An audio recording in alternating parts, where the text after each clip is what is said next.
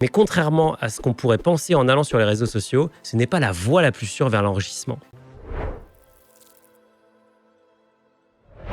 Le dernier levier d'enrichissement, celui dont on entend le plus souvent parler et qui est pourtant le plus risqué, c'est l'entrepreneuriat. Selon un article Forbes, 88% des millionnaires sont propriétaires d'entreprises. Il existe donc une corrélation très élevée entre entrepreneuriat et enrichissement. Autrement dit, le millionnaire a de sérieuses chances d'être entrepreneur. Mais entreprendre ne permet pas forcément d'optimiser ses chances de devenir millionnaire. Parfois, l'entrepreneuriat peut aussi se finir de manière catastrophique. Le fameux biais du survivant fait que l'on n'entend que très rarement parler de toutes les personnes qui ont essayé d'entreprendre mais n'y sont pas parvenues. Dans le monde des startups, la réalité c'est que 90% d'entre elles vont échouer. En France, 40% des entreprises ne passent pas le cap de la 3e année. Selon les données PayScale, l'entrepreneur américain moyen gagne 64 000 $ par an contre un revenu moyen de 97 962 $.